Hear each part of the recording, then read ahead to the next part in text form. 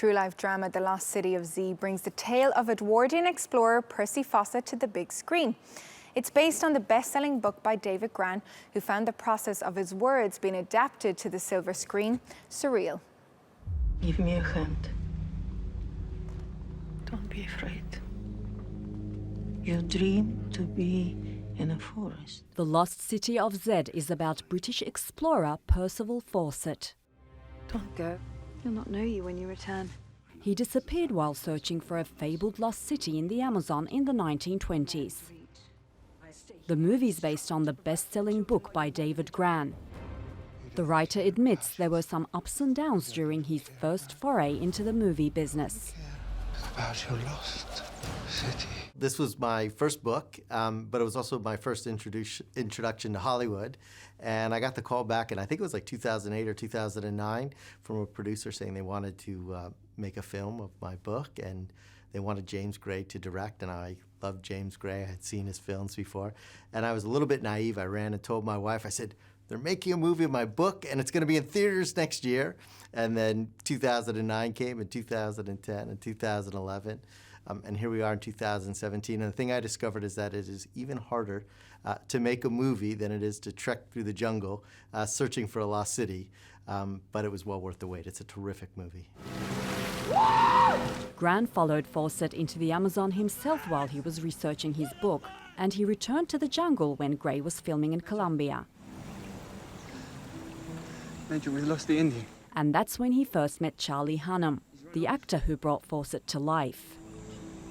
He got us here. First time I'd ever been to a movie set. Of course, I went to the jungle. When I got to the jungle, James Gray looked at me and said, "You decided to come when we're shooting in the jungle and not to Europe?" And he said, it would have been a lot more comfortable. But I got to see the jungle scenes, and it was surreal. I got to meet Charlie Hunnam, and there is Charlie Hunnam. When I first met him, we were on set. He's wearing the same fatigues that Fawcett wore. I had always looked at these photographs of Fawcett.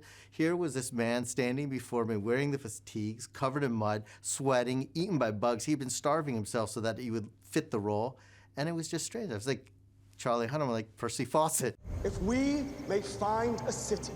Although the events in the film and book took place a century ago, Grann finds that their themes still resonate today. New chapter in human history. Are you insisting that these savages, they are equals? They're civilized. It's a wonderful tale of adventure. There's great heroism.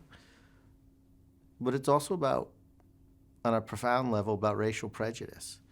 And one of the reasons nobody believed Fawcett in his day that there could be an ancient civilization in the jungle was because there was assumption that Native Americans could not have built, the natives, the American Indians in the region, could not have built a sophisticated society in the jungle.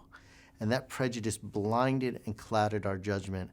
And so I think that message of the movie that explores and that the book explores, I think is very powerful and very resonant.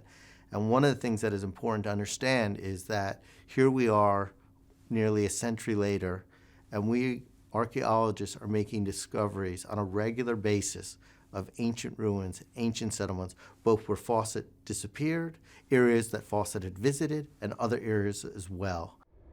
The Lost City of Z has already opened in some countries. It'll appear in UK theatres on Friday and will get a wider release in April. Critics are calling it an instant classic. As you seek from it.